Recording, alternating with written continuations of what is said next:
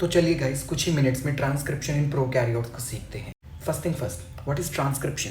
तो ट्रांसक्रिप्शन क्या होता है? ट्रांसक्रिप्शन में हम डीएनए के एक पर्टिकुलर सेगमेंट को कन्वर्ट करते हैं किसके अंदर? आरएनए के अंदर। It can be any RNA, whether it is messenger RNA और ट्रांसफर आरएनए और राइबोसोमल आरएनए और एमआईआरएनए। तो ट्रांसक्रिप्शन के अंदर हम लोग क्या करते हैं? डीएनए के एक स्पेसिफिक सेगमेंट को, जिसको हम लोग क्या बोलते हैं, जिसको हम लोग जीन बोलते हैं, उस जीन के सेगमेंट को हम लोग ट्रांसक्राइब करते हैं। और ट्रांसक्रिप्शन किस पे बेस्ड होता है? ये कॉम्प्लीमेंट्री बेस पेयरिंग पे बेस्ड होता है। And remember, DNA double stranded होता है और इन दोनों स्ट्रैंड में से किसी एक स्ट्रैंड का इस्तेमाल किया जाता है। और जिस स्ट्रैंड का इस्तेमाल किया जाता है हम लोग उस स्ट्रैंड को क्या बोलते हैं? टेम्पलेट स्ट्रैंड बोलते हैं। तो हमने टेम्पलेट स्ट्रैंड की मदद से डीएनए की क्या कर दी है?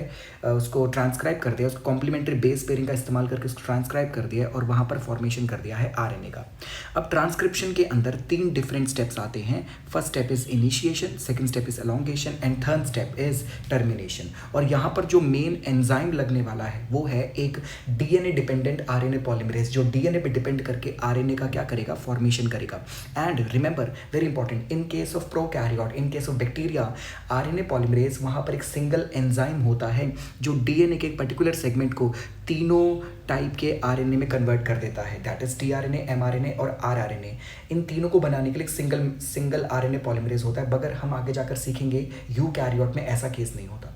अब ये जो आरएनए पॉलीमरेज होता है ये एक कोर एंजाइम होता है। इट्स अ कोर एंजाइम और ये बिना किसी फैक्टर के काम नहीं करता। It can not initiate the process and it can not terminate the process. Remember, 3 step थे। ये इनिशिएट नहीं कर सकता, ये टर्मिनेट नहीं कर सकता, ये खाली कौन सा स्टेप अपने आप कर सकता है? एलोंगेट कर सकता है। और इसको इनिशिएट करने के लिए यहाँ पर चाहिए होता है एक सिग्मा फैक्टर, यहाँ पर एक सिग्मा फैक्टर चाहिए होता है। और we will see that terminate करने के लिए इसको एक प्रोटीनेशियस रो फैक्टर चाहिए होता है। So remember, always remember that कि ये कोर एंजाइम होता है और जब इसके अंदर सिग्मा फैक्टर जुड़ जाता है तो ये इनिशिएट कर देता है प्रोसेस को, स्टार्ट कर देता है ट्रांसक्रिप्शन को।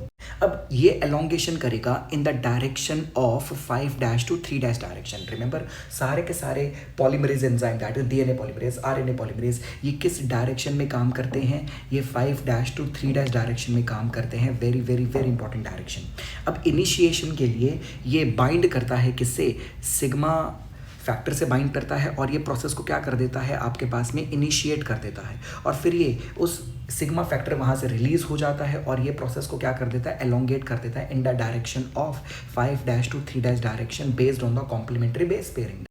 एंड एट लास्ट टर्मिनेशन करने के लिए यहाँ पर वो बाइंड होता है, आरएनए पॉलीमरेज किससे बाइंड होता है? रो फैक्टर से बाइंड होता है और ये रो फैक्टर उसका क्या करवा देता है? टर्मिनेट करवा देता है प्रोसेस को।